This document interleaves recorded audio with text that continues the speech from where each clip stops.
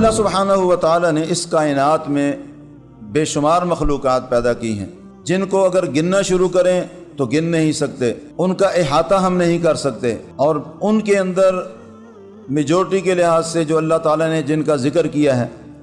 وہ 3 بڑی مخلوقات ہیں، فرشتے ہیں اور جنات ہیں اور انسان ہیں۔ قرآن مجید میں اللہ سبحانہ و تعالیٰ نے فرمایا وَإِذْ قَالَ رَبُّكَ لِلْمَلَائِكَةِ إِنِّي جَاعِلٌ فِي الْأَرْضِ خَلِيفَةً، جب تمہارے رب نے فرشتوں سے ارشاد فرمایا کہ میں زمین میں نظام خلافت لانے لگا ہوں، ایک ایسی مخلوق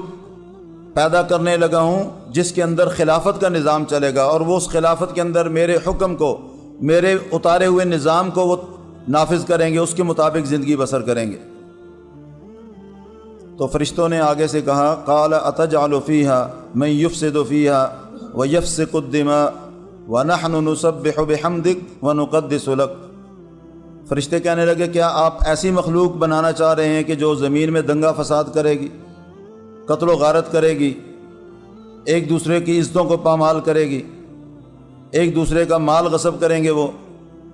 اگر اس تخلیق کا مقصد، خلافت کا مقصد آپ کی تقدیس بیان کرنا ہے، آپ کی تسبیح و تمہید بیان کرنا ہے،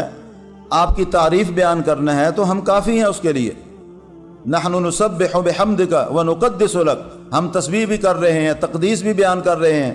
اور نبی اکرم صلی اللہ علیہ وسلم نے فرمایا کہ 7 آسمان، ان میں ہماری یہ جو 4 انگلیوں کے برابر جگہ، یعنی 3 انچ اس کو کہہ لیں یا 4 انچ کا علاقہ جگہ، اتنی بھی سپیس نہیں ہے مگر اللہ تعالیٰ کا ایک فرشتہ وہاں پر سربہ سجود ہے اور اللہ کی تسبیح و تمہید کر رہا۔ تو اللہ سبحانہ و تعالیٰ نے ان کے اس اشکال کی وضاحت یوں بیان فرمائی قال انی اعلم ما لا تعلمون، فرمایا کہ جو میں جانتا ہوں، جو میرے علم میں ہے وہ تمہارے علم میں نہیں ہے، چونکہ میں خالق ہوں، تم مخلوق ہو، اور خالق جو ہوتا ہے، جو بنانے والا ہوتا ہے، اس کو پتہ ہوتا ہے کہ اس نے کیا چیز بنائی ہے، اس کے فائدے کیا ہیں، اس کے نقصانات کیا ہیں، اس کی مینٹیننس کیسے کرنی ہے، اس کی ٹریٹمنٹ کیسے کرنی ہے، اس کی اصلاح کیسے ہے، اس کی فساد اس میں کہاں آئے گا، اور اس کی درستگی کیسے ہوگی۔ فرمایا انی اعلم ما لا تعلمون۔ یہاں سے تخلیق آدم کا پروگرام شروع ہوا۔ پھر اللہ سبحانہ و تعالیٰ نے احادیث میں آتا ہے کہ کئی سال تک، بعض روایات میں 40 سال کا ذکر آتا ہے کہ آدم علیہ السلام کی مٹی کو پانی کے اندر گوندھ کر کے رکھا، پھر اس کا پتلا بنایا آدم علیہ السلام کا۔ حدیث میں آتا ہے کہ وہ تقریباً 90 فٹ لمبا تھا، 30 ہاتھ، یہ ایک ذراع جسے کہتے ہیں، ایک ذراع یہ 1.5 فٹ کی ہوتی ہے۔ اس سے پتہ چلتا ہے کہ آدم علیہ السلام کا وہ جو پتلا بنایا گیا پہلے 60 ہاتھ، یعنی حدیث میں 60 ہاتھ، 60 ذراعاً کا لفظ ہے، تو یہ اس کو ملٹیپلائی کیا جائے تو 90 فٹ بنتا ہے۔ پھر اسی حساب سے ان کی باڈی کی چوڑائی، اس کی طرف ہمارے